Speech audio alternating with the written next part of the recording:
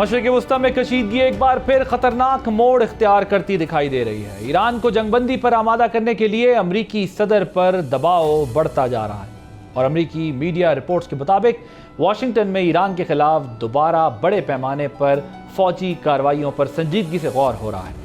اطلاعات کے مطابق ٹرمپ انتظامیہ نے ایران سے متعلق حتمی فیصلہ اس وقت تک مؤخر کر رکھا تھا جب تک چین کے صدر شی جن پنگ کے ساتھ ہونے والی ملاقات کے نتائج سامنے نہیں آ جاتے۔ تاہم اب یہ تاثر مضبوط ہو رہا ہے کہ صدر ٹرمپ ایران کے ساتھ جاری رابطوں کے انداز سے خاصے مایوس ہیں۔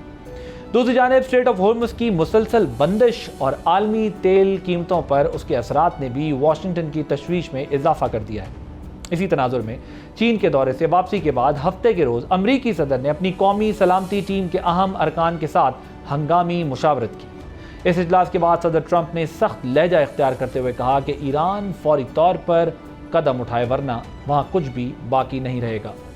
اس دوران امریکی صدر کا اسرائیلی وزیر اعظم سے بھی اہم ٹیلی فونک رابطہ ہوا، جس کے بعد اطلاعات ہیں کہ امریکہ نے امن عمل کے لیے ایران کے سامنے 5 سخت شرائط رکھ دی ہیں۔ دوسری جانب ایرانی خبر رساں ادارے تسنیم نے دعویٰ کیا ہے کہ ایران نے پاکستان کے ذریعے امریکہ کو 14 نکاتی تجویز بھیج دی ہیں۔ یہ پیش رفت ایسے وقت میں سامنے آئی ہے جب پاکستان کے وزیر داخلہ تہران میں اپنا قیام تیسرے روز تک بڑھا چکے ہیں، جس سے سفارتی سرگرمیوں میں تیزی کا اندازہ ہو سکتا ہے۔ اسی دوران خطے میں سیکیورٹی خدشات مزید بڑھ گئے ہیں۔ عراق کی سمت سے سعودی عرب پر ڈرون حملے کی اطلاعات سامنے آئی ہیں، جبکہ گزشتہ روز متحدہ عرب امارات کے ایک نیوکلیئر پلانٹ پر حملے کا واقعہ بھی پیش آیا، جس کی پاکستان سمیت کئی علاقائی ممالک نے شدید مذمت کی۔ اب سوال یہ ہے کہ تیزی سے بدلتی یہ صورتحال ممکنہ سیز فائر معاہدے کو کس حد تک متاثر کر سکتی ہے؟ کیا سفارتکاری جنگ پر غالب آ سکے گی، یا خطہ ایک نئی اور وسیع تر محاذ آرائی کی طرف بڑھ رہا ہے؟ ادھر خطے کی کشیدہ صورتحال کے درمیان بھارتی آرمی چیف نے ایک بار پھر پاکستان کے خلاف دھمکی آمیز بیان دیا ہے۔ تاہم ایک پیش رفت یہ بھی سامنے آئی ہے کہ ہیگ میں قائم ثالثی عدالت میں سنتاس معاہدے کے حوالے سے پاکستان کو اہم سفارتی کامیابی حاصل ہوئی ہے۔ اگرچہ معاملے کی حساسیت کے باعث اس فیصلے کی تفصیلات تاحال باضابطہ طور پر جاری نہیں کی گئیں۔ ان تمام اہم علاقائی اور عالمی معاملات پر گفتگو کرنے کے لیے میرے ساتھ موجود ہیں انجینئر خرم دستگیر صاحب، فارمر فیڈرل منسٹر ہیں، سینئر لیڈر ہیں پی ایم ایل این کے۔ منیر اکرم صاحب پاکستان کے former representative to U N ہیں، ہمارے ساتھ موجود ہوں گے۔ آپ دونوں کا بہت شکریہ۔ امبیسڈر صاحب، آئی اسٹارٹ ود یو۔ یہ کیا امریکہ واقعی ایران کے خلاف دوبارہ گیئر اپ ہو رہا ہے اور کوئی میسو ملٹری ایکشن کے قریب پہنچ چکا ہے، یا یہ صرف ایک پریشر ٹیکٹک لگ رہی ہے آپ کو؟ آپ کیسے دیکھ رہے ہیں سچویشن کو؟ جی، یہ دونوں چیزیں ہیں۔ ایک طرف سے تو جو دھمکیے دے رہے ہیں اور جو تیاری دکھا رہے ہیں، اس سے پریشر ڈالنے کی بھی کوشش ہے کہ ایران مان جائے۔ دوسری طرف اگر ایران نہیں مانتا تو اب یہ ہرمز کا جو انہوں نے جو بندش کی ہے، ہرمز کی تیل نہیں جا رہا ہے، کوئی وہاں سے تجارت نہیں ہو رہی ہے، تو فیول پرائسز بڑھ رہی ہیں، یہاں پریشر بڑھ رہا ہے، تو کچھ نہ کچھ تو ان کو دکھانا ہوگا کہ یعنی بالکل محتاج تو نہیں ہو گئے ایران کے سامنے ہیں، تو پھر یوز آف فورس کا آپشن بھی ہوگا ان کے پاس۔ سب میں جو بڑی بات اس وقت ہے وہ یہ ہے کہ ہرمز بند کیا ہوا ہے، اس سے پریشر امریکہ پر، پوری دنیا پر یہ پریشر رہ کے اس کو کھلوائیں کس طرح سے، یہ ارجنسی ہے۔ اب اس کے اوپر اب میرے خیال میں جو میڈیٹری ایفرٹس ہیں وہ جاری ہیں، پر پورا کمپریہنسو معاہدہ اس وقت تو نہیں ہو سکتا ہے۔ میری نظر میں کچھ ٹیمپرری سلوشن ڈھونڈنا ہوگا اس وقت۔ ٹیمپرری سلوشن ڈھونڈنا ہوگا، ٹھیک ہے۔ خرم صاحب، یہ پاکستان کو سچویشن میں صورتحال جو اس وقت چل رہی ہے، اس کو کیسے پاکستان آپ کے خیال میں انٹیسپیٹ کر رہا ہے؟ اور انٹیریئر منسٹر کی وہاں پریزنس ہے، اور ایرانی میڈیا کے مطابق پاکستان کو 14 نئی تجاویز دے دی گئی ہیں، تو پاکستان اس ساری سچویشن کو کیسے اینالائز کر رہا ہے؟ آپ کی کیا انڈرسٹینڈنگ ہے اس میں؟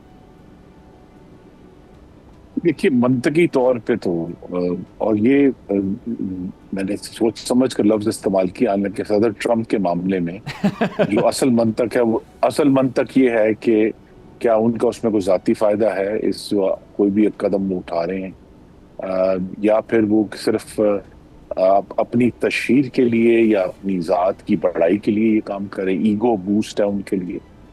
کیونکہ اگر بین الاقوامی طور پہ جو منطق استعمال ہوتی ہے، اور منیر اکرم صاحب بہت اس میں تجربہ کار ہیں، اس لحاظ سے تو امریکہ کا جو بلاکیڈ آف اے بلاکیڈ ہے وہ ناکام ہو گیا نا جی. انہوں نے ایران نے آبنائے ہرمز پر کہا کہ جی ہم اس میں یہاں سے گزر نہیں دیں گے، اور اس میں انہوں نے کوئی اپنی بڑی نیوی کے بڑے جہاز استعمال نہیں کیے، ان کی چھوٹی چھوٹی کشتیاں ہیں جس کو وہ استعمال کرتے ہیں یا ڈرونز کو یوز کرتے ہیں.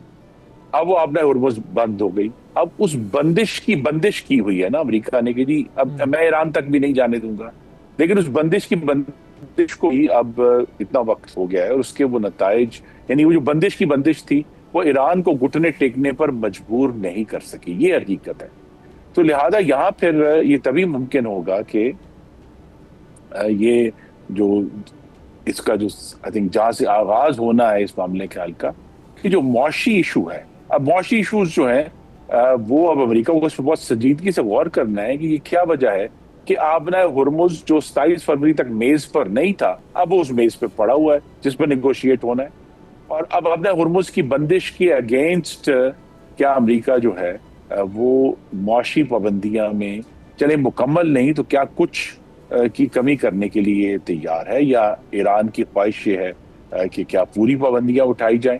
کیونکہ ایران کا یہ کہنا ہے کہ جی آبنائے ہرمز پر اس کی سوورنٹی قبول کی جائے، وہ تو بین الاقوامی قانون یہ کہتا ہے کہ ایران اور عمان کے برابر حقوق ہیں آبنائے ہرمز کے اوپر، عمان کو آپ وہاں سے نکال نہیں سکتے. تو لہذا جس قانون کے تحت ایران اپنی جو ہے خود مختاری کلیم کر رہا ہے، اتنا ہی حق جو ہے وہ عمان کا بھی ہے آبنائے ہرمز کے اوپر، جس پر ہم کم بات سنتے ہیں. لیکن ایشو یہی ہے کہ جو اور پاکستان کا پروپوزل بھی یہی تھا، جس میں آئی تھنک پاکستان کی بہت بڑی کامیابی تھی جب chief of defence forces Asim Munir تشریف لے گئے ایران میں، اور ایران نے کہا اگلے دن کہ جی ہم آبنائے ہرمز کھولنے کے لیے تیار ہیں. دیکھیے یہ اب تک ایران کی جو واحد پیشکش تھی آبنائے ہرمز کھولنے کی وہ پاکستانی تجویز کے نتیجے میں آئی، لیکن صدر ٹرمپ نے جو اس وقت ایک میکسیمل گیم کھیل رہے تھے انہوں نے اس کو ریجیکٹ کر دیا، نہیں میں تو بندش کے اوپر بندش لگاؤں گا. اب یہاں یہی ہے کہ ایران بھی میں اب ذاتی رائے دے سکتا ہوں کہ ایران بھی جو ہے وہ آئی تھنک زیادہ پلے کر رہا ہے، اتنی اسٹرینگتھ غالباً نہیں ہے جتنی کے لیے وہ اب جو پوش کر رہے ہیں. امریکہ جو آلریڈی اس معاملے میں پریکٹیکلی جو ہے ناکام ہو چکا ہے اس جنگ میں، ان کا بھی یہی ہے کہ ان کو کوئی فیس سیونگ چاہیے. وہ یہ کہیں گے جی ہم نے ایران کا اتنا جو ہے وہ افزودہ یورینیم جو ہے ہم نے واپس لے لیا، وہ ایک طویل کہانی ہے. لیکن ایشو یہی ہے کہ امریکہ کی یہ جو کوشش تھی کہ اسرائیل کو اس خطے کا ایک کوئی بڑا ٹھیکیدار بنا کر یہاں سے نکل جائے، وہ ناکام ہو چکی ہے. اور اب ان کو بیک وقت امریکہ نے صرف ایران سے ڈیل نہیں کرنا، اس نے سارے عرب ممالک جو اس کے حوالی ہیں جن سے امریکہ کے بھی بہت معاشی مفادات جڑے ہوئے ہیں ان کے ساتھ بھی ڈیل کرنا ہے. اور جو اصل مقصد ہے جس کی پاکستان کوشش کر رہا ہے ایران کا ایک ہمسایہ ہونے کے ناطے، کہ اس خطے میں یہ بات تو واضح ہے کہ سٹیٹس کو اینٹے، یعنی 27 فروری کی پہلے والی صورتحال تو اب نہیں آ سکتی. اب اس کا جو ہے اس طریقے کو مینیج کرنا ہے آبنائے ہرمز کا جو بھی طریقہ ہوگا. آبنائے ہرمز پہ جتنا میں نے کہا 2 ممالک کے تو براہ راست رائٹس ہیں، اور اس کے آگے جا کے اس پورے پرشین گلف پہ تو پھر ایک پوری لائن ہے عرب ممالک کی جن کے اتنے ہی حقوق ہیں جتنے ایران کے ہیں. تو لہذا اس کی جو نیگوسیشن ہے وہ طویل اور صبر آزما ہوگی. معاشی کو فرسٹ ہینڈل کرنے کی جو پاکستان ہے وہی بنتا ہے، میں شاید کچھ دن اور لگ جائیں، لیکن بالآخر آغاز اس ساری جنگ کے خاتمے کا وہیں سے ہوگا کہ آبنائے ہرمز کھولی جائے اور اس کے اگینسٹ جو ہے امریکہ کچھ جو پابندیاں ہیں ایران کے اوپر معاشی پابندیاں وہ ریلیف دے دیں. ٹھیک ہے. وہ ادھر تو ٹریجری سیکرٹری ان کے کہہ رہے ہیں G7 کو بھی کہ بھائی یہ جو سینکشنز ہیں ان کو انشور کریں اور ایران پر پریشر اپنا بلڈ اپ کر کے رکھیں. ایمبیسڈر صاحب یہ جو ابھی خرم صاحب بات کر رہے ہیں کہ ظاہر پاکستان کی طرف سے ایک آفر کی گئی تھی، اس وقت CDF بھی وہاں گئے تھے، اور اس وقت کی واحد ایک آفر جو بڑی آفر تھی لیکن ظاہر انہوں نے پھر بلاکیڈ اوور بلاکیڈ کیا. امریکنز نے اس کو اتنا سنجیدہ نہیں لیا مسئلے کو، بلکہ اپنی اسٹریٹجی سے چلے. حالانکہ ایران نے ان کو یہ سپیس دی ڈائلاگ کے لیے آگے بڑھنے کے لیے. ابھی بھی ہمارے انٹیریئر منسٹر وہاں پر ہیں موجود. آپ کو کتنا ریئلسٹک چانس لگتا ہے کہ کوئی ڈپلومیٹک بریک تھرو ہو سکتا ہے, جس کا آپ بھی پہلے حصے میں کہتے ہیں کہ کچھ ہونا چاہیے؟ اس کو تھوڑا ایلیبریٹ کیجیے گا کہ تھوڑا کیا ہو سکتا ہے, اگر کوئی بریک تھرو ہو تھوڑا بھی تو وہ کیا ہو سکتا ہے؟ دیکھیں, پہلی چیز تو امریکنوں نے غلطی کی جو بلاکیڈ پہ بلاکیڈ لگا دیا انہوں نے, اور جب ایرانیوں نے کہا تھا کہ جی ہم بلاکیڈ ہٹا دیں گے تو پھر ٹرمپ صاحب نے کہا ٹھیک ہے آپ ہٹا دیں, ہمارا تو بلاکیڈ جاری رہے گا. پھر گئی بات, اب پھنس گئے ہیں اس میں. میرے خیال میں اب جو ٹیمپرری معاہدہ کا جو میں کہہ رہا ہوں وہ یہی ہو سکتا ہے کہ ایک طرف سے دونوں جو ڈبل بلاکیڈ ہے دونوں ہٹا دیں ایک ہی وقت پر. دوسری چیز, ایران جو چاہتا ہے کہ جو اس کی سوورنٹی مانی جائے وہ نہیں مانی جائے گی. میرے خیال میں انٹرنیشنل لاء کی خلاف ورزی ہے, تو اس پہ کوئی اور کمپرومائز نکلنا ہوگا جو بعد میں مذاکرات جس پہ ہو سکتے ہیں. پر اس وقت میرے خیال میں جو ایران چاہتا ہے کہ جی میری جو تیل کی تجارت ہے اس پہ سینکشنز ہٹائی جائیں, اور مجھے کچھ جو سینکشنز ریلیف دی جائے, جو سینکشن لگائی ہوئی ہیں اس کو ٹیمپرری ہٹائے جائیں. اور تیسری چیز جو نیوکلیر مسئلے ہیں اس کے اوپر مذاکرات بعد میں ہوں اور تفصیل سے ہوں, اور اس کے اوپر پھر بعد میں کوئی معاہدہ ہو سکتا ہے. تو میرے خیال میں اس وقت کوئی پروویژنل اگریمنٹ ہو سکتی ہے بلاکیڈ دونوں ہٹانے کے لیے, ایران کو کچھ ریلیف دینے کے لیے, اور پھر بعد کی بات جو ایران جو ہرمز کا ایڈمنسٹریشن کیا ہوگا آگے جا کر, اور نیوکلیر مسئلوں پہ کیا ہوتا ہے, یہ بات میرے خیال میں اس کے اوپر زیادہ مذاکرات کی ضرورت ہوگی. اس وقت کمپریہنسو ایگریمنٹ ہونا بڑا مشکل نظر آتا ہے, تو اسی لیے کوئی پروویژنل ایگریمنٹ کی ضرورت ہے جس سے یہ نان ایسکیلیشن ہو, یہ واپس جنگ نہ چھڑ جائے واپس. وہ بہت سب کے لیے بہت برا ہوگا. سو اپیرنٹلی ہمیں پچھلے فیز میں بیل صاحب ایسا لگ رہا تھا کہ اصل ایشو یہ تھا کہ جو ڈائلاگ کے پوائنٹس ہیں ان کا سیکوینس جو ہے وہ ٹھیک ہونا چاہیے. کچھ چیزیں امریکہ پہلے چاہ رہا تھا, ایران بعد میں چاہتا ہے, اور اس کا بھی آپ نے حوالہ دیا کہ کوئی پروویژنل قسم کا ایگریمنٹ ہو جائے, اور ابھی یہ لانگ ٹرم ہیں چیزیں جو چاہے اسٹریٹ آف ہارمز کی موڈیلٹیز ہوں یا اور جو چیزیں چیلنجز ہیں درکار, نیوکلیر انرچمنٹ کا معاملہ اینڈ آل. سو اب کیا لگتا ہے, اب کیا وہ سیکوینس سے نکل کے دوبارہ ہم بیک ٹو اسکوائر ون پہ کھڑے ہوئے ہیں, یہ سب پروسیس کھڑا ہوا ہے, یا ابھی بھی آپ کو لگتا ہے کہ یہ سیکوینس کا ہی ایشو ہے؟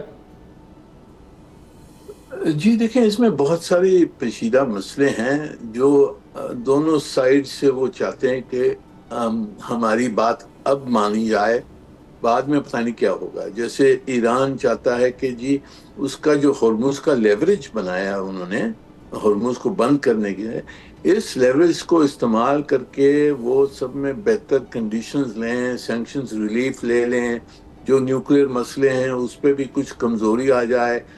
یہ میرے خیال میں ایران کا مقصد ہوگا کہ یہ پورا جو ہرمز کو بند کیا ہوا ہے اس کا لیوریج لے. اگر انہوں نے کھول دیا پھر وہ سمجھتے ہیں کہ ان کا لیوریج ختم ہو جائے گا, تو یہ ایک مسئلہ. دوسری طرف سے امریکہ چاہتا ہے کہ جی اس کو ہمارا جو ڈبل بلاکیڈ ہے اس کو ہٹانے اور سینکشنز ریلیف دینے کے لیے ایران سے ہمیں نیوکلیر مسئلوں پر کچھ نہ کچھ کمٹمنٹس ابھی لینی ہے, بعد میں پتہ نہیں ملیں گی یا نہیں ملیں گی. یہ میرے خیال میں یہ سیکوینس کا مسئلہ یہ ہے, دونوں طرف سے اپنی جو اہم ان کی لیوریج ہے وہ چھوڑنا نہیں چاہتے ہیں. پر یہ کیونکہ کمپریہنسو ایگریمنٹ اس وقت ہونا مشکل ہے, ہرمز کے فیوچر کا کیا ہوگا اس کے اوپر بھی مذاکرات کی ضرورت ہوگی, اور جو نیوکلیر مسئلے ہیں, سینکشنز کا مسئلہ ہے, اس پہ بھی زیادہ مذاکرات کی ضرورت ہوگی. بہت کمپلیکس ایشوز ہیں, تو اس لیے میری سمجھ میں سب میں بہتر ہوگا کہ اگر کوئی پروویژنل ایگریمنٹ ہو, ہرمز کو اور بلاکیڈ دونوں ہٹائے جائیں, ایران کو کچھ سینکشنز ریلیف ملے, کچھ اس کو پیسہ ملے, اور پھر 30 دن 40 دن 60 دن کے بعد میں پھر جو واپس ہم کوشش کر سکتے ہیں کہ کوئی کمپریہنسو ایگریمنٹ ہو جائے اس کے بعد. ٹھیک, یہاں ایک بریک لیں گے, بریک کے بعد کچھ اور اہم ایشوز بھی ڈسکس کریں گے.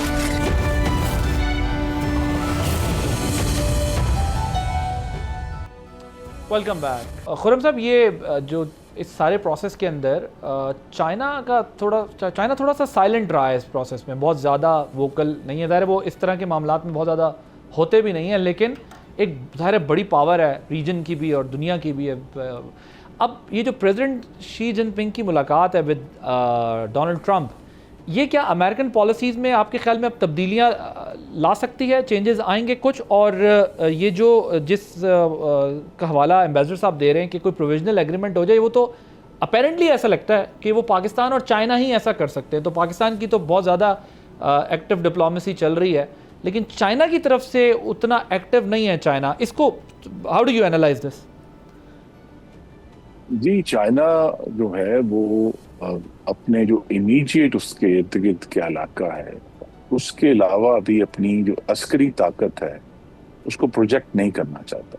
तो वो साउथ चाइना सी में तो प्रोजेक्शन कर रहे हैं, वहाँ उनके बहरी बेड़ा भी आता है, लेकिन उसके अलावा वो दुनिया के किसी इलाके में प्रोजेक्शन नहीं करे। उनका बेस जरूर है जिबूती में, लेकिन वो भी उसको बड़ा उन्होंने लो की रखा हुआ है। तो चाइना का इस वक्त तो जो स्टैंस है वो नॉन कन्फ्रंटेशनल है अमेरिका के साथ, और उनकी अभी भी कोशिश यही है कि अमेरिका को बराह रास्त उसका मुकाबला उसके सामने खड़ा हुए बगैर वो अपने जो मकासद हैं, जो वो कहते हैं कि जी मुआशी तरक्की है या गुर्बत की कमी है, उसको वो हासिल करना चाहते हैं। तो लिहाजा यहाँ पाकिस्तान एसेंशली जो ऑपरेट कर रहा है उसके पीछे एक चाइना की ताकत भी है।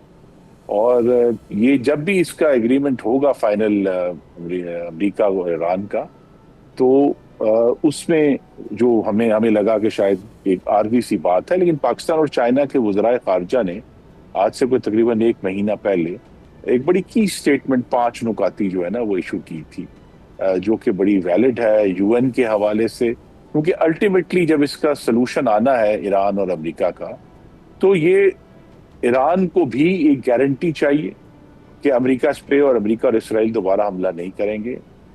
जो अरब ममालिक हैं गल्फ में, उनको भी गारंटी चाहिए कि ईरान उन पर हमला नहीं करेगा। और अब ये इसकी गारंटी कौन देगा? अब ये गारंटी जो है इस वक्त अकेला चाइना तो नहीं देगा। तो बिल आखिर ये मामला जो है जल्द या बदेर ये जाएगा यूएन सिक्योरिटी काउंसिल में, जहां ये सारी 5 ताकतें मौजूद हैं जो परमानेंट मेंबर्स हैं, और वहां पर रशिया भी है, वहां चाइना भी है, वहां यूके फ्रांस भी है।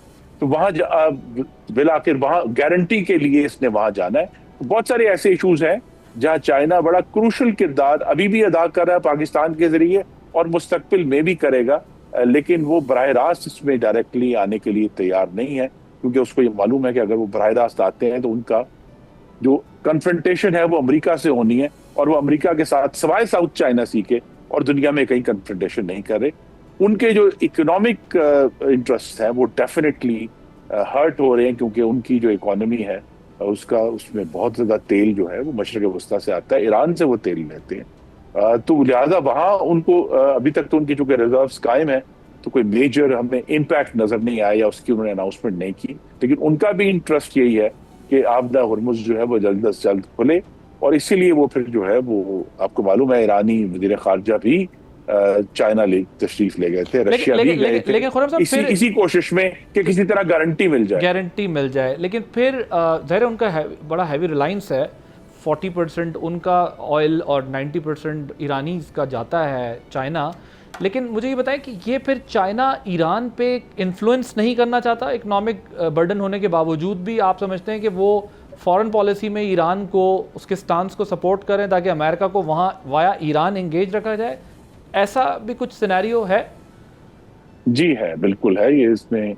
लेकिन अगर अमेरिका ने एक बगैर ज्यादा सोच समझ के एक हमला कर दिया है, और उस अमेरिका जो है जब भी इस जंग का तनाज़े हल होगा, लेकिन उसका एक नतीजा ये है कि सदर ट्रंप अभी जब चाइना गए तो वो पहले से कमजोर हालत में थे। अगर उन्होंने जंग ना की होती तो वो ज्यादा ताकतवर होके जाते, और वो कमजोर हालत में वहां गए हैं, क्योंकि अब वो जो स्टेट क्राफ्ट के जो कहते ना जी लाजवाल असूल है, उनमें से एक ये है कि जब एक ज्यादा बड़ी ताकत जो है वो छोटी ताकत पर हमला करती है, तो फिर उस ताकत को डिफीट होनी चाहिए ना, उसको शिकस्त होनी चाहिए। वो नहीं हो सकी। یہ وہی جو ڈائنامک ہے جو پچھلے سال ہم نے ہندوستان اور پاکستان کے بارے میں دیکھا. ہندوستان کا خیال تھا کہ میں بہت بڑی طاقت ہوں، لیکن وہ پاکستان کو چت کرنے کے بجائے خود شکست کھا گیا.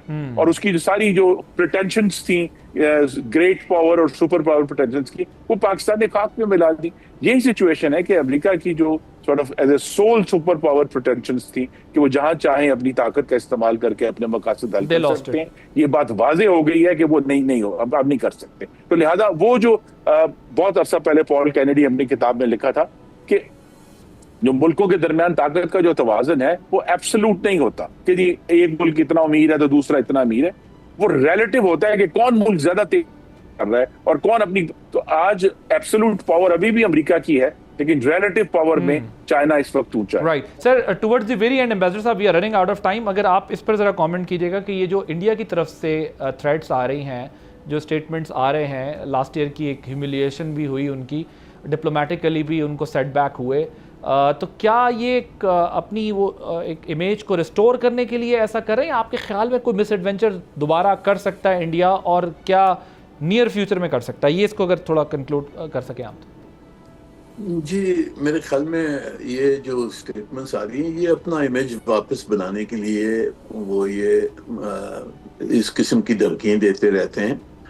میرے خیال میں کچھ روز پہلے کوئی کائٹ فلائنگ ہوئی تھی ان کی طرف سے. وہ آر ایس ایس کے جو سیکرٹری جنرل صاحب نے کہا کہ پاکستان سے ڈائیلاگ کرنا چاہیے، تو اس کو بھی میرے خیال میں رد کرنے کے لیے یہ ایک کاؤنٹر اسٹیٹمنٹ آئی ہے کہ نہیں، ہندوستان نے اپنا موقف چھوڑا نہیں ہے، ابھی تک پاکستان کے خلاف ہماری جو پوزیشن ہے وہ صحیح ہے. اور دیکھیے اگر کوئی کمزوری ہماری ہوتی ہے، کوئی انٹرنل انسٹیبلٹی ہوتی ہے، ہندوستان ہر وقت فائدہ اٹھائے گا. ہندوستان کا ارادہ ہر وقت یہی ہے کہ پاکستان کو کسی طریقے سے دبانا ہے. اس وقت وہ نہیں کر سکتے ہیں، ان کے پاس طاقت نہیں ہے. ہم مضبوط کھڑے ہوئے ہیں، ہماری ڈپلومیٹک پوزیشن بہتر ہے، تو اس وقت وہ کچھ نہیں کر سکتے ہیں. پر اپنی یعنی جو پوزیشن ہے، دھونس جو ہمارے خلاف ہے، اپنا امیج ایز گریٹ پاور وہ بنانے کی کوشش کر رہے ہیں. تو اس قسم کی اسٹیٹمنٹ آتی رہیں گی ان کی طرف سے. ٹھیک، 30 سیکنڈ خرم صاحب اگر آپ بھی اس پہ کامنٹ کرنا چاہیں. جی ہندوستان تو ابھی تک جیسے میں نے کہا اس کے جو گریٹ پاور کے خواب تھے وہ پاکستان نے کرچی کر کے ان جہازوں کے ساتھ ہی پھینک دی ہیں. تو وہ اب اور پچھلا سال جو ہے وہ ان کے لیے بہت ہی سفارتکاری کے طور پہ بہت بھیانک رہا ہے کہ کسی بھی ملک نے ان کا جو سٹینس تھا کہ پاکستان ٹیررسٹ ہے اس کی توثیق نہیں کی، جس بنیاد پہ وہ ان کو ایک عادت تھی کہ جی ہم پاکستان کے اوپر ٹیررزم کا جو ہے وہ الزام لگائیں گے اور پوری دنیا جو ہے اس کی ہاں میں لائے گی. وہ نہیں ہوا. تو لہٰذا ان کو اب دوبارہ سوچنا پڑ رہا ہے کہ کیا وہ کس طریقے سے آگے بڑھیں گے، کیونکہ امریکہ نے ایک اور جو ان کے اوپر پریشر ڈالا ہے کہ آپ چوز کریں کہ آپ ہمارے ساتھ ہیں کہ آپ ہمارے خلاف ہیں. اور وہ جو انڈیا کی جو کہ اسٹریٹجک آٹونومی کا لفظ استعمال کرتے، آٹونومی بھی جو ہے وہ رافیل کی طرح زمین پہ گر کے تباہ ہو گئے. Thank you so much. Khurram Dastgir صاحب فارمر فیڈرل منسٹر ہیں، منیر اکرم صاحب Pakistan former representative to UN. آپ دونوں کا ایک بریک لیں گے، بریک کے بعد جب واپس آئیں گے تو کچھ اکانومی ڈسکس کریں گے. ڈاکٹر خاقان نجیب صاحب ہمارے ساتھ موجود ہوں گے. آپ کا ڈسکس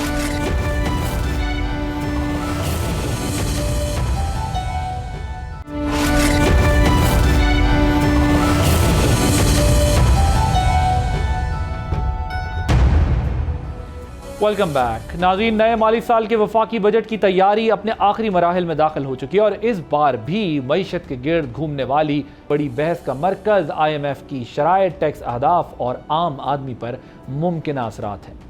اطلاعات کے مطابق IMF نے حکومت سے 860 ارب روپے کے اضافی ٹیکس ریونیو کا مطالبہ کیا ہے. اس میں تقریباً نصف رقم وفاقی حکومت نئے ٹیکسز اور انفورسمنٹ اقدامات کے ذریعے حاصل کرے گی، جبکہ باقی رقم صوبے سیلز ٹیکس اور زرعی ٹیکس میں اضافے سے اکٹھی کریں گے. دوسری جانب پیٹرولیم لیوی کی مد میں گزشتہ سال کے مقابلے میں مزید 259 ارب روپے وصول کرنے کی تجویز بھی زیر غور ہے. ماہرین کے مطابق اس کا براہ راست اثر عام شہری کی قوت خرید پر پڑ سکتا ہے، جو پہلے ہی ایک طرف بڑھتی ہوئی انرجی لاگت اور دوسری جانب حقیقی آمدن میں کمی جیسے مسائل کا سامنا کر رہی ہے. تاہم ان تمام خدشات کے باوجود اسٹیٹ بینک آف پاکستان ملکی معیشت کے مجموعی اشاریوں پر اطمینان کا اظہار کر رہا ہے. गवर्नर स्टेट बैंक के मुताबिक आलमी मुआशी दबाव के बावजूद पाकिस्तान के एक्सटर्नल अकाउंट्स में इस्तेहकाम आया है। उनका कहना है कि गुज़िश्ता 3 बरसों में ज़र मुबादला के ज़खायर $3 अरब से बढ़कर $17 अरब तक पहुँच चुके हैं। इसी तरह तरसीलात ज़र में भी गुज़िश्ता साल के मुकाबले में $3 अरब इजाफा रिकॉर्ड किया गया है, जबकि मुल्क अब तकरीबन $5 अरब माहाना दरामदात बर्दाश्त करने की पोजीशन में आ चुका है। लेकिन असल सवाल ये है कि इस मुआशी इस्तेहकाम को पायदार और सेल्फ सस्टेनिंग ग्रोथ में कैसे तब्दील किया जा सकता है। इसी कॉन्टेक्स्ट में आने वाला वफाकी बजट गैर मामूली अहमियत इख्तियार कर गया और इस पर बात करने के लिए मेरे साथ मौजूद हैं डॉक्टर खाकान नजीब, इकोनॉमिस्ट हैं। Sir, thank you so much for giving your precious time. Doctor साहब, ये बताएं कि IMF के साथ अंडरस्टैंडिंग के तहत गुज़िश्ता साल के मुकाबले में 9% टैक्स रेवेन्यू बढ़ाने की बात हो रही है, जो कि 860 अरब रुपए के बराबर बनते हैं। क्या एक आम आदमी को इम्पैक्ट किए बगैर इकोनॉमी में इतना स्पेस है? तो लेट्स ट्राई एंड अंडरस्टैंड, इस साल का जो इनिशियल हदफ 14 ट्रिलियन या 14,000 अरब का था, उसको अगर रीथिंक करें हम, और जो इस वक्त 684 अरब का शॉर्टफॉल हमने देखा है अब तक, इसको देखते हुए लगता ऐसे है 13,100 के करीब हमारी कलेक्शन होगी। 13,200 भी हो सकती है, डिपेंडिंग के लास्ट 2 मंथ्स कैसे चलते हैं। कंसिडरिंग दैट जो नया टारगेट 15,260 जो कि MEFP यानी कि डॉक्यूमेंट में लिखा हुआ है, तो ये तकरीबन 16-17% का राइज बनेगा। इसमें से कुछ तो ऑटोनमस आ जाएगा, कुछ नए टैक्सेस की इजरा में होगा, जिसमें हो सकता है कोई सेल्स टैक्स एग्जेम्पशंस खत्म कर दी जाएं, कुछ इन्फोर्समेंट मेजर्स की मद में लिए जाएं। मेरा ये ख्याल है कि नए टैक्सेस फॉर्मल सेक्टर पे तो बिल्कुल नहीं होने चाहिए, बल्कि वहां पे कमी होनी चाहिए, स्पेशली मैन्युफैक्चरिंग में। नए टैक्सेस का इजरा इन्फोर्समेंट से ही करना इज द बेस्ट, यानी कि गैप्स जो हैं, चाहे वो शुगर सीमेंट इन इंडस्ट्रीज में हो, चाहे वो कहीं पे और अगर डिस्टॉर्शंस हैं तो उनको रिमूव करके किया जाए। इस वक्त जिस तरह की इकोनॉमी है, आप ये चाहते हैं कि इनकम टैक्स पर्सनल और मैन्युफैक्चरिंग फॉर्मल सेक्टर को हम बल्कि टैक्सेशन में कमी करें, क्योंकि रियल इनकम जो हैं वो स्टैग्नेट की हैं over the last few years. और फिर कैसे टैक्सेशन आए कि ब्रॉडनिंग से, जिसका मतलब यह है कि हम नए टैक्स पेयर, स्पेशली रिटेल और wholesale in the federal cabinet, plus हम और जो बाकी समझते हैं, जैसे हमारा एग्रीकल्चर इनकम टैक्स है, इसी तरह हमारा जो लैंडेड टैक्सेशन है जिसकी बड़ी ज़रूरत है पाकिस्तान में, इन चीज़ों की तरफ आगे बढ़े। आई रियली होप कि हम इस तरह का जो मूव फॉरवर्ड है वो देख पाएंगे। तो ये जो गुज़िश्ता 10 सालों में रियल इनकम कम हुई है, जिसकी वजह से क़ुव्वत ख़रीद भी ज़ाहिर मुतासिर हुई है, क्या आने वाले बजट में हम एक्सपेक्ट कर सकते हैं कि तनख्वाहों पर और इंडस्ट्रीज़ पर टैक्स की शरह कम हो सकती है? Certainly, let's think this through, right? अब हमारे पास गुंजाइश क्या है? ये बात तो सबको मालूम है ना कि टैक्स स्लैब्स जो हैं पर्सनल इनकम टैक्स के, वो रिव्यू करने वाले हैं। और सबसे बढ़ के हम तो टैक्स लेते हैं अगर कोई 50,000 रुपए महीना कमा रहा है।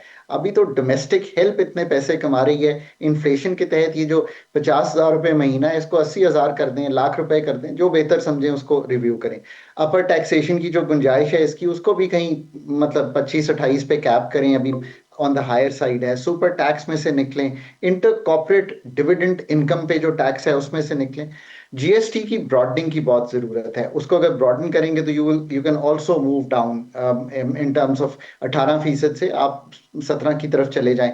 ये एक अच्छा सिग्नल देगा पाकिस्तान में कि आपने इन लोगों का ध्यान रखा है और फॉर्मलाइजेशन ऑफ द इकोनॉमी को हेल्प की है। देखिए, अगर आप टैक्सेस बढ़ाई जाएं तो एक स्टेज वो आती है कि इनफॉर्मेलिटी बढ़ती है, बिकॉज चोरी करने का इंसेंटिव बढ़ता है। और फिर अगर इस चीज से निकलना है हमने, जो कॉर्पोरेट इनकम टैक्स भी है वो 29% है, उसको भी इस साल ना करें, अगर सुपर टैक्स को डील करें आने वाले सालों में जरूर उसका एक राय रास्ते। I think that is the way forward for Pakistan on this. इसके अलावा मैं ये भी समझता हूँ कि टैक्स सिंप्लीफिकेशन की strategy, fewer rate schedules, minimum special regimes, ये जो विदहोल्डिंग टैक्सेस हैं, एडवांस टैक्सेस हैं, इन रिजीम से भी हमें निकलना है। आई थिंक इस तरह का अगर बजट देंगे तो it will be also helpful in creating investment ambience in the country which is necessary। बहुत अहम मौका है पाकिस्तान के लिए अपने आप को ये प्रूव करने का कि we can think beyond tax to GDP ratio। मगर IMF के मुताबिक पेट्रोलियम मसनूआत पर इफेक्टिव टैक्स रेट 166% है। इसी तरह बिजली के फी यूनिट पर 9 रुपये टैक्स है। اس اسٹرکچرل امبیلنس کے معیشت پر آپ کے خیال میں کیا جو ہے وہ اثرات ہوں گے اور اس امبیلنس کو دور کیسے کیا جا سکتا ہے؟ پہلی تو بات یہ ہے کہ اگر آئی ایم ایف یہ سمجھتا ہے، اور آپ نے ٹھیک کوٹ کیا، میں نے رپورٹ میں دیکھا ہے انہوں نے 167% ٹیکس کا ہے، پیٹرولیم ڈیولپمنٹ لیوی ہے، امپورٹ ڈیوٹی کسٹمز کی مد میں ہے، اور ₹2.5 کاربن لیوی ہے جو ان پہ لگی ہوئی ہے۔ میں ویسے بھی سمجھتا ہوں کہ یہ کاؤنٹر سیکلیکل ہونی چاہیے، جس کا مطلب یہ ہے کہ جیسے قیمتیں بڑھی ہیں ان کا انفلیشنری امپیکٹ، اور یہ کنسیڈر کرتے ہوئے کہ بہت ڈیزل یوز ہوتا ہے ہارویسٹنگ میں، بہت پیٹرول یوز ہوتا ہے 30 ملین موٹر بائکس میں، ان سب چیزوں کو دیکھتے ہوئے ہمیں اس کو کاؤنٹر سیکلیکل یعنی کہ کم کرنا چاہیے تھا۔ یہ تو ایک بات ہے۔ یہ جو پی ڈی ایل ہے یہ 0.2% آف جی ڈی پی ہوتی تھی 2022 میں، 0.2%۔ آج 1% آف جی ڈی پی تک ہم اس ٹیکس کو لے گئے، تو ہمیں واقعی سوچنا چاہیے۔ اگر سیلز ٹیکس ہوتا تو اس وقت یہ 36% کے قریب ہوتا، یہ جو اس وقت لگا ہوا ہے پیٹرول پہ۔ سو بالکل سوچنا چاہیے۔ ہائی ٹرانسپورٹیشن، الیکٹریسٹی کاسٹ میں بہت ایڈ کر رہا ہے، اور انفلیشنری اسپائک میں بہت انرجی کا انپٹ آ رہا ہے فوڈ کے ساتھ ساتھ بھی۔ دوسرا آپ نے اچھا پوچھا ہے یہ بات کہ ہم کس طرح جو بجلی کا محکمہ ہے اس کو ٹھیک کر سکتے ہیں۔ دیکھیے ایک تو چیز بالکل عیاں ہے نا کہ ہم نے بجلی پہ بھی بہت ہائی ٹیکسیشن رکھی ہوئی ہے۔ اگر آپ بجلی پہ جا کے ٹیکسیشن دیکھیں گے تو آپ کو اندازہ ہوگا کہ کئی طرح کے ایسے ٹیکسز ہیں جو ہم بجلی کی مد میں کلیکٹ کرتے ہیں۔ I think that is also ایک لمحہ فکریہ کہ ہم کیا اتنی ہیوی ٹیکسیشن سے بجلی کے نظام کو چلانا چاہیے، جس میں جی ایس ٹی بھی ہے، ایڈوانس انکم ٹیکس بھی ہے، فردر ٹیکس بھی ہے، الیکٹریسٹی ڈیوٹی بھی ہے، ڈیٹ سروسنگ سرچارج ₹3 سے زائد ہے، میٹر رینٹ اس کے علاوہ ہے۔ یہی تو وہ چیزیں ہیں جو ڈسٹورشنز کریٹ کرتی ہیں، اور اگر آپ بجلی کی مد میں کمی بھی کرنا چاہتے ہیں، اور پھر پورا بجلی کے سیکٹر کا ریفارم تو ایک اتنی دفعہ اس پہ بات ہوئی ہے، اور اس کو انٹیگریٹڈ انرجی پلاننگ کی مد میں سوچنا، اور انڈائریکٹ ٹیکسیشن سے نکالنا، اور پھر پوری اس چین کو ٹھیک کرنا۔ آئی تھنک اس پہ اتنی بات ہو گئی ہے، اب وقت وہی ہے کہ پروفیشنل منسٹری، پروفیشنل ریگولیٹر ان کاموں کو آگے لے کر چلیں۔ ڈاکٹر صاحب یہ جو رواں سال انرجی کے ساتھ ساتھ کھاد کی عام عالمی سپلائی چین بھی بری طرح افیکٹ کر گئی ہے، یہ صورتحال پاکستان کو کیسے امپیکٹ کرے گی؟ کیا فوڈ کا امپورٹ بل بڑھ سکتا ہے آپ کے خیال میں، اور اگر بڑھ سکتا ہے تو کتنا بڑھ سکتا ہے؟ Agriculture remains highly input dependent, اور جب ڈیزل کا امپیکٹ آئے گا، نیچرل گیس کی پرائسز کا امپیکٹ آئے گا، گلوبل شپنگ روٹس جس طرح ہم نے دیکھے ہیں، اور ہائر فرٹیلائزر جو ہے اسپیشلی فارمرز کے لیے، ابھی تک اس کو ہم نے تھوڑا سا رنگ فینس کر کے بچایا ہوا ہے، کیونکہ دنیا کی جو چیزیں ہیں وہ بہت بڑھ گئی ہیں۔ پر میرے خیال ہے کہ اس سال wheat, pulses, edible oil, animal feed, اگر میں ان سب چیزوں کو دیکھوں تو depending on the duration of the global disruption جو ابھی ہوگی، اینڈ آئل پرائسز کہ جو ڈومیسٹک کراپ پرفارمنس کیسی آتی ہے، ان سب کو دیکھ کے، اور پھر ابھی میں نے ریئل افیکٹو ایکسچینج ریٹ دیکھا ہے 105 پہ ہے، تو ایکسچینج ریٹ اسٹیبلٹی دیکھتے ہوئے certainly this needs a lot of attention and a lot of priority، جہاں پہ فرٹیلائزر کی سپلائی چینز مینٹین کریں، water and seed productivity maintain کریں، تاکہ جو ہم نے 25 کروڑ عوام کو فیڈ کرنا ہے وہ رہے، ورنہ فوڈ شاک جو ہے وہ بہت سے لوگوں کو پاورٹی میں لے جاتا ہے۔ ویری ویری امپورٹنٹ، اور ہم نے کچھ چیزیں سامنے رکھی ہیں کہ اس کو کیسے ڈیل کیا جا سکتا ہے۔ جی آپ نے گفتگو سنی، ڈاکٹر خاقان نجیب کی اکانومسٹ ہیں، بتا رہے تھے کہ کس طرح آنے والے بجٹ میں چیزیں افیکٹ ڈالیں گی، عام آدمی کے لیے بھی ظاہر مشکلات ہوں گی۔ اب دیکھنا یہ ہے کہ آنے والے دنوں میں حکومت ایف ڈی آئی یا پھر جو پاکستان کو میں ہیلپ آتی ہے، سپورٹ آتا ہے یا فنڈ آتا ہے، کون کنٹری جو ہے وہ پاکستان کو اس کرائسس سے نکالنے میں مزید ہیلپ کرے گی جو اس وقت پاکستان کا کرائسس ہے، اور جو پاکستان کو ایکسپورٹس بڑھانی ہے، اور جو پاکستان کے اس وقت اپرچونیٹیز ہیں، جو ونڈوز ہیں، اس کو پاکستان کس طرح ٹیپ کرتا ہے، یہ آنے والے بجٹ کے بعد ہمیں پتہ چلے گا۔ آپ نے پروگرام دیکھا، عادل عباسی کو اجازت دیجیے، اللہ حافظ۔